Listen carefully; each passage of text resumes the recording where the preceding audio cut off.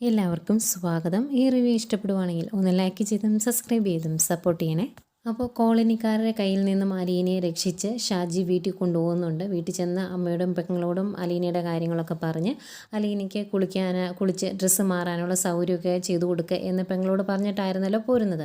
ഏതായാലും ഒരുപാട് സ്നേഹത്തോടെ പെങ്ങളെ കൂട്ടിക്കൊണ്ടുപോയി അലീനയ്ക്ക് വേണ്ടതെല്ലാം എടുത്തൊക്കെ കൊടുക്കുന്നുണ്ട്.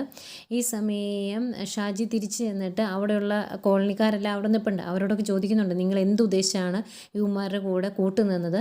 ആ പെൺകുട്ടിക്ക് എന്തെങ്കിലും സംഭവിച്ചിട്ടുണ്ടെങ്കിൽ ഈ കൂടി നിന്ന് എല്ലാവരും ജയിലിൽ കയറേണ്ടി വന്നേനെ എന്നൊക്കെ പറയുമ്പം ആ പ്രായമായ ഒരു അപ്പൂപ്പനുണ്ടായിരുന്നല്ലോ, അങ്ങേരോടൊക്കെ ചോദിക്കുന്നുണ്ട്, എന്ത് കണ്ടിട്ടാ ചേട്ടാ കൂടെ നിന്നതെന്ന് ചോദിക്കുമ്പം അന്നേരത്തെ ആ ദേഷ്യത്തിന് അങ്ങ് നിന്ന് പോയതാ, അവൻ്റെ പെങ്ങളാണ് ഞങ്ങൾ ഓർത്തത്, അതുകൊണ്ട് സംഭവിച്ചതാ, നീ വന്നില്ലായിരുന്നെങ്കിൽ എന്ത് ചെയ്തേനെ, എന്നാലും ഷാജി നീ വന്നുകൊണ്ട് എല്ലാവരും രക്ഷപ്പെട്ടു, ആ സമയത്ത് ഞങ്ങൾക്ക് അങ്ങനെ ചിന്തിക്കാനുള്ളൊരു കഴിവ് പോലും ഇല്ലായിരുന്നു, ആകെ ദേഷ്യം വന്നിങ്ങനെ ഇരച്ച് നിന്നുകൊണ്ട് അങ്ങനെ ചിന്തിച്ചില്ല, നീ വന്നുകൊണ്ട് എല്ലാവരും രക്ഷപ്പെട്ടു, ഏതായാലും ഒരു തെറ്റിൽ നിന്നാണ് ഞങ്ങളെ നീ രക്ഷിച്ചതെന്നൊക്കെ പറഞ്ഞാൽ എല്ലാവരും ഷാജിയോടും മാപ്പ് പറയുന്നുണ്ട് കേട്ടോ. ഏതായാലും അത് കഴിഞ്ഞ് ഷാജി തിരിച്ചു വരുമ്പോഴേക്കും അലീന കുളിയൊക്കെ കഴിഞ്ഞു. അപ്പോഴത്തേക്കും ഷാജി അങ്ങോട്ട് വരും. എന്നിട്ട് ഉച്ചയ്ക്ക് ഊണൊന്നും കഴിച്ചില്ലല്ലോ, ഭക്ഷണം കഴിച്ചിട്ട് പോകാമെന്ന് പറയും. വേണ്ട എന്ന് പറയുന്നുണ്ട് അലീന, പക്ഷേ നിർബന്ധിച്ച് അലീനെ കൊണ്ട് ഭക്ഷണം കഴിപ്പിക്കും. എന്നിട്ട് പറയുന്നുണ്ട്, അനാഥർക്കും വൃദ്ധർക്കും ഒക്കെ ഭക്ഷണം കൊണ്ട് എത്തിക്കാൻ മാത്രം ശീലിച്ചാൽ പോരല്ലോ, ഇങ്ങനെ എവിടുന്നേലുമൊക്കെ ഭക്ഷണം കിട്ടുമ്പോൾ കഴിക്കാനും പഠിക്കണം എന്നൊക്കെ പറഞ്ഞ് ഭക്ഷണമൊക്കെ കഴിപ്പിക്കുന്നുണ്ട്. എന്നിട്ട് ചോദിക്കുന്നുണ്ട് ഷാജി, എന്ത് ധൈര്യത്തിലാണ് ഇങ്ങോട്ട് വന്നത്, ഇങ്ങനെ ഒറ്റയ്ക്ക് വന്നിട്ടുണ്ടെങ്കിൽ അവിടെയുള്ളവർ ഇങ്ങനെ ഒക്കെ ചെയ്യുമെന്നൊന്ന് ചിന്തിക്കണ്ടായിരുന്നോ, ഒന്നുമില്ലെങ്കിലും അവരെ ആക്രമിക്കാൻ വന്നപ്പോഴെങ്കിലും പറയണ്ടായിരുന്നോ ഞാൻ ആ വീട്ടിലെ വേലക്കാരിയാണെന്ന്, അതെന്താ പറയാതിരുന്നത് എന്നൊക്കെ ചോദിക്കുമ്പോൾ അലീന പറയുന്നുണ്ട്, ഇങ്ങനെ ഒരു ആക്രമണം ഞാൻ പ്രതീക്ഷിച്ചില്ല, അതുകൊണ്ട് തന്നെ എനിക്കൊന്നും പ്രതികരിക്കാൻ പറ്റിയില്ല എന്നും പറയുന്നുണ്ട്. എന്നിട്ട് ഷാജിയോട് ഒരുപാട് നന്ദി പറയുന്നുണ്ട്, കാരണം നരകത്തിൻ്റെ വാതിലിൽ പോയി നിന്ന് എന്നെ അവിടുന്ന് തിരിച്ചു കൊണ്ടുവന്നത് ഷാജിയേട്ടനാണ് എന്ന് പറഞ്ഞ് ഷാജിയോട് കുറേ നന്ദിയൊക്കെ പറയുന്നുണ്ട്. അത് കഴിഞ്ഞ് അലീന ശരണ്യെ കാണണം എന്നുള്ള തീരുമാനത്തിൽ തന്നെയാണ് ശരണ്യെ കാണാനായിട്ട് അങ്ങോട്ട് ചെല്ലുവാണ്. അവിടെ ചെല്ലുമ്പോൾ ശരണ്യയുടെ അച്ഛൻ ആദ്യം ഇറങ്ങി വരുന്നത്, എന്തിനാ ഇങ്ങോട്ട് വന്നത് പിന്നെയും എന്നൊക്കെ ചോദിക്കുന്നുണ്ട്. അന്നേരം ശരണ്യെ കാണണം എന്ന് പറയും. അന്നേരം അമ്മ ചോദിക്കുന്നുണ്ട്, എന്തിനാ എൻ്റെ മോളെ കാണണം, എന്താ ഉദ്ദേശം എന്നൊക്കെ ചോദിക്കുമ്പം അവളെ ആശ്വസിപ്പിക്കാൻ എനിക്ക് സാധിക്കുമെന്ന് പറയുക. അമ്മയെ സംബന്ധിച്ച് എങ്ങനെയെങ്കിലും തൻ്റെ മകളൊന്ന് എഴുന്നേൽക്കണം, അവൾ ജീവിതത്തിലേക്ക് തിരിച്ചു വരണമെന്ന് മാത്രമേ ഉള്ളൂ, അതുകൊണ്ട് തന്നെ ഒരു ചെറിയ കച്ചിത്തുരുമ്പ് കണ്ടാൽ അതിൽ കയറി പിടിക്കുക അവർ. അങ്ങനെ അവർ അലീനയെ അനുവദിക്കുവാണ് ശരണ്യെ കാണാൻ. അലീന മുറിയിലേക്ക് കയറി വരുമ്പോൾ ലൈറ്റൊന്നും ഇട്ടിട്ടില്ല, ഒരു കുഞ്ഞു റൂം, ഇടുങ്ങിയ റൂമാണല്ലോ. റൂമിലേക്ക് കയറി വരുന്നു, കട്ടിലേലിരുന്ന് മോളെ എന്ന് വിളിക്കുമ്പം അങ്ങോട്ട് തിരിഞ്ഞ് കിടക്കുവാണ് ശരണ്യ. എന്തെങ്കിലും അമ്മ വന്ന് ലൈറ്റ് ഇടും, വെട്ടം കാണുന്നതേ പേടിയാട്ടോ ശരണ്യയ്ക്ക്. ശരണ്യ ഇങ്ങനെ പേടിക്കും. അന്നേരം ശരണ്യയുടെ അവസ്ഥ കാണുമ്പോൾ അലീനയ്ക്ക് ഒത്തിരി സങ്കടമാകുന്നുണ്ട്. മോളെ വിഷമിക്കണ്ട എന്നൊക്കെ പറഞ്ഞ് ആ കൈയെടുത്ത് ഒരു ഉമ്മയൊക്കെ കൊടുക്കുന്നുണ്ട്. ഭയങ്കര സ്നേഹത്തോടെ ശരണ്യയുടെ അടുത്ത് ഇരിക്കുവാണ്. ബാക്കിയുള്ളവരെല്ലാം വന്ന് കുറേ ഉപദേശങ്ങൾ കൊടുത്തിട്ട് പോകുന്നു. അലീന സ്നേഹത്തോടെ ചേർത്ത് പിടിക്കാൻ ശ്രമിക്കുന്നു. അത് ശരണ്യയ്ക്ക് ഒരുപാട് ആശ്വാസമാകുന്നുണ്ട്.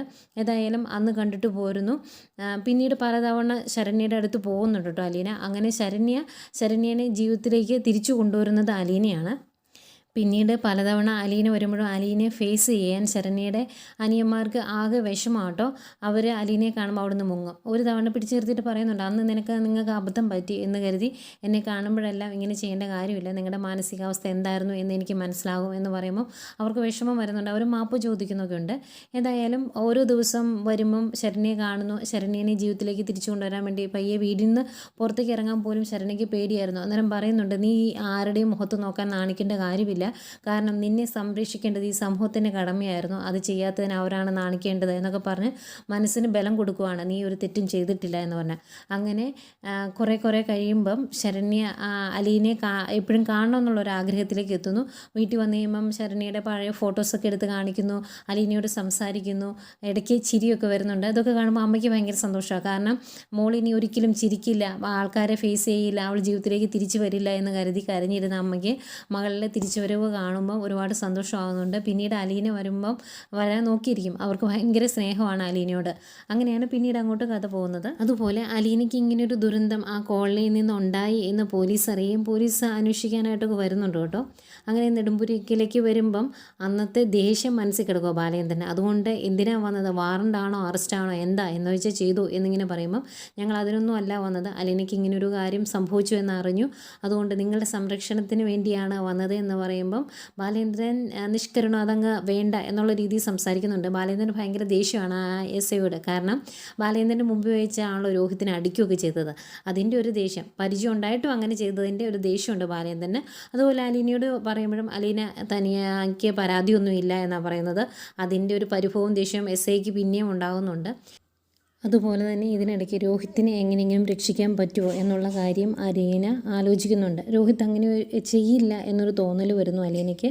അന്നേരം എന്താണ് രോഹിത്ത് പോലീസ് സ്റ്റേഷനിൽ കൊടുത്തേക്കുന്ന മൊഴി എന്താണ് എന്നറിയാൻ ഒരു ആഗ്രഹം അലീനയ്ക്ക്. അങ്ങനെ ഗ്രേസിയമ്മൊക്കെ വഴി വീണ്ടും DYSPയുടെ അടുത്തേക്ക് പോകാൻ ഒരു അവസരം ഉണ്ടാക്കുന്നുണ്ട് അലീന. അവിടെ പോയി DYSPയോട് ചോദിക്കുന്നുണ്ട് അവൻ എന്താണ് മൊഴി കൊടുത്തേക്കുന്നത്, ശരിക്കും അവൻ ഇങ്ങനെ ഒരു തെറ്റ് ചെയ്തതാണോ എന്ന് അറിയണം എന്ന കാര്യമൊക്കെ അലീന ചോദിക്കുമ്പോൾ DYSP അതിനെപ്പറ്റി അന്വേഷിക്കുന്നു. എന്നിട്ട് പറയുന്നുണ്ട് രോഹിത്ത് അങ്ങനെ ഒരു തെറ്റ് ചെയ്തിട്ടില്ല, അവൻ ആ ഗ്യാങ്ങിലുണ്ടായിരുന്നു, പക്ഷേ ശരണ്യെ രോഹിത്ത് ഉപദ്രവിച്ചിട്ടില്ല എന്നൊരു കാര്യം അറിയുന്നു. അന്നേരം അലീന ചോദിക്കുന്നുണ്ട് കേട്ടോ, എങ്ങനെയെങ്കിലും അവനെ രക്ഷപ്പെടുത്താൻ പറ്റുമോ, അവൻ അങ്ങനെ ഒരു തെറ്റ് ചെയ്തിട്ടില്ലല്ലോ, അതുകൊണ്ട് രക്ഷപ്പെടുത്താൻ പറ്റുമോ എന്ന് ചോദിക്കുമ്പം DYSP പറയുന്നുണ്ട് ഇനി ശരണ്യയുടെ മൊഴി എടുക്കാൻ പോകണം. അങ്ങനെ മൊഴി എടുക്കാൻ പോകുന്ന സമയത്ത് ശരണ്യ രോഹിത്ത് എന്നെ ഉപദ്രവിച്ചിട്ടില്ലായിരുന്നു എന്നൊരു മൊഴി കൊടുത്തിട്ടുണ്ടെങ്കിൽ രോഹിത്തിനെ രക്ഷപ്പെടാൻ സാധിക്കും. അങ്ങനെ ഒരു മാർഗം മാത്രമേ ഇനി മുന്നിലുള്ളൂ എന്ന് പറയുന്നതുകൊണ്ട് തന്നെ അലീന ആ കാര്യം ശരണ്യമായിട്ട് സംസാരിക്കുന്നുണ്ട്. ശരണ്യ ആരൊക്കെയാണ് ഉപദ്രവിച്ചത് എന്നുള്ള കാര്യം വ്യക്തമായിട്ട് ചോദിക്കുന്നു. നേരം ശരണ്യ പറയുന്നുണ്ട് രോഹിത്ത് അങ്ങനെയൊന്നും ചെയ്തിട്ടില്ല എന്നുള്ള കാര്യം പറയുന്നുണ്ട്. ആ രീതിയിലാണ് അലീന രോഹിത്തിനെ ഈ ഒരു വിഷയത്തിൽ നിന്ന്, ഈ ഒരു കേസിൽ നിന്ന് രക്ഷിച്ചെടുക്കുന്നത്.